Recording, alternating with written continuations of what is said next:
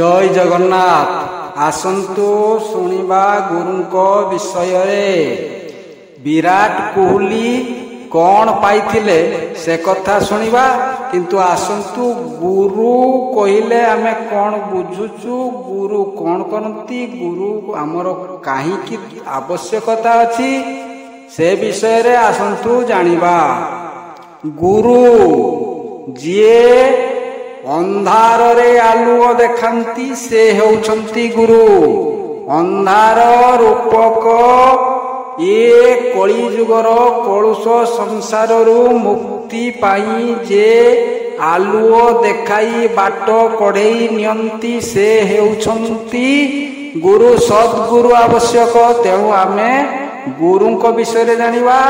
किभली गुरु कले आमे ये कली जुगर कलुषित माया जालरू आमे मुक्ति पाई परिबा, मुक्त हुई बंची परिबा।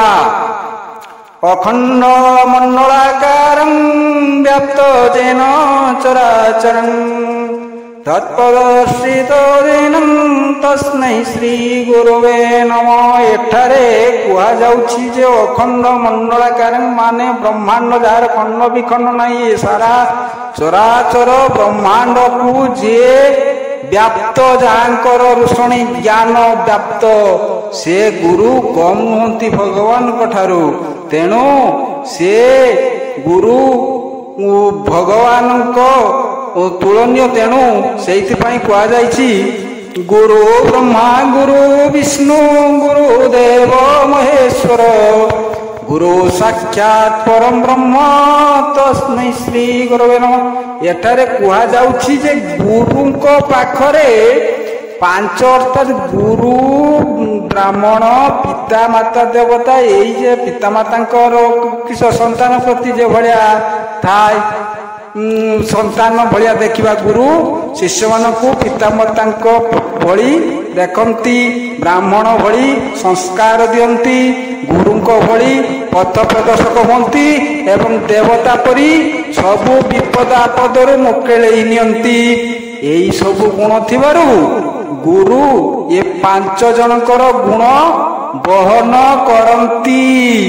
सेइथिपाई गुरुंकर आवश्यकता रहिछि।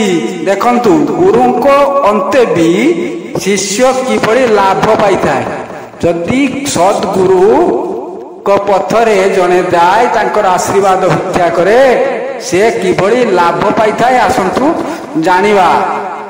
क्रिकेट जगतर तारका जुगजन्मा विराट कोहली तांकर दिने माने फॉर्म डाउन हो जाइथिला। से भलो तांको बैटरू रन आसु नथिला। तेणु परामर्श क्रमे से जाइथिले तांकर पत्नी अनुष्का शर्मा का सहित नीम करुली बाबा को दर्शन पाई जाइथिले एवं तांकर मनस्कामना जणाइथिले। तापरे विराट कोहली को बैटरू शतक पर शतक बाहरी एवं फॉर्म फेरी पाइथिले।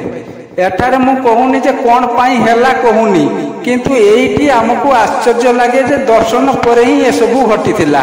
खाली विराट कोहली को क्षेत्र रे नुहे, एभली मार्क बुचर एवं विभिन्न प्रकार बड़ बड़ शिल्पपति माने आसी तांको व्यापार जते बेले डाउन हेई थाए से आसी बाबांकर कृपा पाई मध्य से लाभान्वित हेइछंती, बहुत बहुत लाभान्वित हेइछंती। एई नीमकरुली बाबा को विषय रे जानिबा। से बाबा भली देखा जाती, साधारण लोक भली तांकु केही बाबा कहिबेनी, किंतु तांको भितरे किछि अलौकिक शक्ति थाए। से थरे ट्रेन ले जाउतले, ट्रेन ले जिबा समय रे तांको से पैसा नथिबारु से टिकट कर नथिले। ट्रेन लो उल्लेइबाकू तांकु पडिथिला।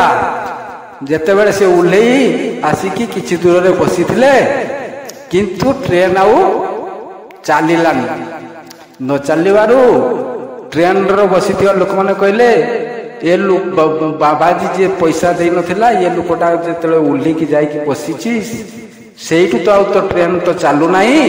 तेणु ताकू पुणी डका जाऊ काले हुए तो ट्रेन चलो। तेणु सी जो ट्रेन को गले पुणी ट्रेन चलला। एठारे सेई आश्चर्य लगे कौन होउची कौन पाई हैला से सब बड़ कथा नुहे, किंतु एइट गोटे आश्चर्य सामना को आसे जे किमती हैला। एइटा माने टिके असंभव लगुच एटा केमिति घटिला। तेणु सेई भलिया बाबाजी जी निजको कहूनथिले जे मु भगवान, से पथ प्रदर्शक थिले, भगवान गुरु गुरु भगवान तुल्य, किंतु से भगवान बुलांती से भगवान शरण रे थांती। तेणु निम करुले बाबा सब बेले कौन कहते मात्र दुईटी अक्षर जपुले राम राम राम राम, बहुत तपस्या करते राम राम कही कही तांकर जदि आपण माने राम राम मुहरे सब बेले आसुथिबो, ये राम शब्दर अर्थ बहुत, यार तत्व बहुत, ये बहुत विघ्न नाश करे एवं पथ प्रदर्शक थाए। आपण विपद आपद विभिन्न समय यदि राम नाम उच्चारण करेंगे ताने बहुत लाभ पाइबे। तेणु ये निम करुले बाबा मुखरे से माने गोटे शब्द दुईटी अक्षर राम राम, ये राम राम जपुथिबारु तांको भक्त माने तांको हनुमान बोली कहती, कहीं ना हनुमान सब बेले राम राम कहते। से राम कृपा पाई जमती हनुमान होइतिले रामंकर प्रिय भक्त। तेणु ये निम करुले बाबा से भलिया होइतिले बोली ताकू भक्त माने एभले कहती। मो बाबांक पाखरु दीक्षा लेनी कि जाइनी निम करुली, किंतु मु तांको आदर्श अनुप्राणित हुई गुरुदेव बोली प्रणाम करुछि। जानतु एई गुरुंक विषय रे मते जानी हेबो, जणे गुरु को भी परीक्षा करि परिबो।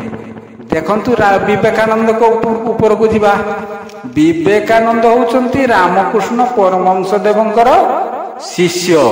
सीए शिष्य हवा पूर्व गुरु को मध्य गोटे परीक्षा करथिले। आपण माने विश्वास करि पारंती न पारंती से तो अलग कथा, किंतु से परीक्षा करथिले केना गुरु को भी परीक्षा करी बाटा सेटा पाप नुहे कि किछि ये नुहे। रामकृष्ण परमहंस देव तेरे आश्रम रे अनुपस्थित थिले। विवेकानंद कौन करथिले ना रामकृष्ण को सेज तले पैसा रखिथिले। रामकृष्ण परमहंस देव कहती मु पैसा धरिले मु थरे मोर थर आसी जो पैसा ठारू बहुत दूर, अर्थ ठारू मु बहुत दूर। तेणु तांको परीक्षा करबा पई तांको अनुपस्थित रे बिछुणा तले पैसा रखिथिले। मो रामकृष्ण परमहंस देव आसी जेतेबेले से बिछुणा शुइले तांको से कंपन होला। विवेकानंद कहले मु गुरुदेव आसन तले माने बिछणार तले पैसाटा भरिथिबा हेतु हुए तो एभलिया होउची कि कही भाबी से किस कले ना से पैसाटा को माने काढ़ी नेले, जहाँ रामकृष्ण परमहंस देव जानी परिबेनि से भलिया से काढ़ी तले रखिदेले। गुरुदेवंकर थरिबा कमी गला। तेणु विवेकानंद कहले एठी तो किसी अलौकिक शक्ति अच्छी। तेणु से अलौकिक शक्ति को जानिबा पाई से चलिले। सेथिरे से निजको मध्य से लगेइथिले। रामकृष्ण परमहंस देवंकर देखंतु तांकर साधना शैली आ विवेकानंदकर साधना शैली रो फरक आसुची। तेणु तांको साधना शैली बदलई मन प्राण चैतन्य देकी से जेतेबेले से खोजिले से मध्य विश्व दरबार रे अमेरिका रे जाई सनातन धर्म को प्रतिष्ठित करथिले। तेणु विश्व दरबार रे से पहुंचाइथिले। तांकर तो कृति विषय रे परे जानिबा। तेणु एही भली गुरु को सद्गुरु कोर शरणापन्न हेले ऊपर को बढ़िबो यह निश्चिंत। आउ गुरुंकर जे गुरुंकर जदि अंते भी तांकर चमत्कार आम महाभारत देखिबा। गुरुंक ठारू तो द्रोणाचार्यंक ठारू तो किछि भी शिक्षा पाई नथिले एकलव्य, किंतु तांको फटु पूजा करी तांकर शरणापन्न हेई भगवान को कृपारु से विशिष्ट धनुधारी हेई गले। जहा फल द्रोणाचार्य भाविले जे ये मो अर्जुनंकर प्रति ये हो। तेणु अर्जुन को हुए तो ये प्रतियोगिता करे हरईदेव युद्ध। तेणु से दक्षिणा स्वरूप तक आंगुली मागिथिले। सेटा तो ठीक कि बोल से कथा को आम जीवानी। तेणु गुरुंकर आशीर्वादटा अलग जिनिस। सद्गुरु थिले निजे सद्गुरुंकर भक्ति थिले, गुरुंकर शरणापन्न थिले एवं गुरुंकर शिष्य प्रति जदि थाए ताने से शिष्य निहाती ऊपर को उठिबो। तेणु विवेकानंद को चिन्हि पारिथिले ରାମକୃଷ୍ଣ ପରମହଂସଦେବ ଚିହ୍ନି ପାରିଥିଲେ। ତେଣୁ ସେ ଶିଷ୍ୟ କରିବା ପାଇଁ ତାଙ୍କୁ ବହୁତ ମାନେ ଦେଇଥିଲେ। ତାଙ୍କର ଯେତିକି ସବୁ ଜ୍ଞାନ ଥିଲା ସବୁ ବିବେକାନନ୍ଦଙ୍କ ପାଖରେ ଢାଳିଥିଲେ। ତଥାପି ବିବେକାନନ୍ଦ ଗୁରୁଙ୍କ ଜ୍ଞାନ ସହିତ ନିଜ ଜ୍ଞାନକୁ ସଂଯୋଗ କରି ଉପରକୁ ଉଠି ଉଠି ଚାଲିଥିଲେ, ଯାହାଫଳରେ ସେ ଶୀର୍ଷରେ ପହଞ୍ଚି ପାରିଲେ। ଆପଣମାନେ ଯଦି ସେଇଭଳି ସଦ୍ଗୁରୁ ପାଖରେ ରହିବେ, ସଦ୍ଗୁରୁଙ୍କର ଶରଣାପନ୍ନ ହେବେ, ତାଙ୍କର ବେଶଭୂଷା ଯେମିତି ନିମକୁରଲି ବାବାଙ୍କର ବେଶଭୂଷା ଦେଖନ୍ତୁ ଯେଭଳି, ବେଶଭୂଷାଟା ବଡ଼ କଥା ନୁହେଁ, ଗୁରୁଙ୍କ ପାଖରୁ କ'ଣ ପ୍ରାପ୍ତ ହେବ ସେଇଟା ହିଁ ଦରକାର। ତେଣୁ ସେଇ ସଦ୍ଗୁରୁଙ୍କ ପାଖରୁ ଯଦି ସଦ୍ଜ୍ଞାନ ପ୍ରାପ୍ତ କରିପାରିବେ ତାହେଲେ ଆପଣ ନିଶ୍ଚିନ୍ତ ଉପରକୁ ଉଠି ପାରିବେ।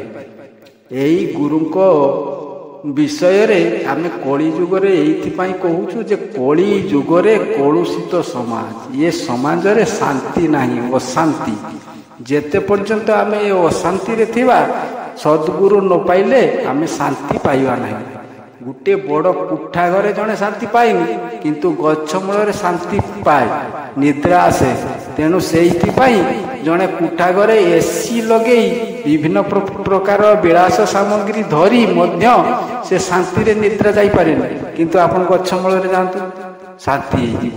ଯେତେ ଧନ ସେତେ ଲୋଭ, ସେତେ ଅଶାନ୍ତି, ସେତେ ଚିନ୍ତା। ତେଣୁ ଯାହା ପାଖରେ ଧନ ନାହିଁ ତାର ବା କିସ ଲୋଭ କି ଚିନ୍ତା, ସିଏ ଭଗବାନଙ୍କ ଚିନ୍ତାରେ ଶାନ୍ତି ନିଦ୍ରା ସେଇ ହିଁ ଯାଏ।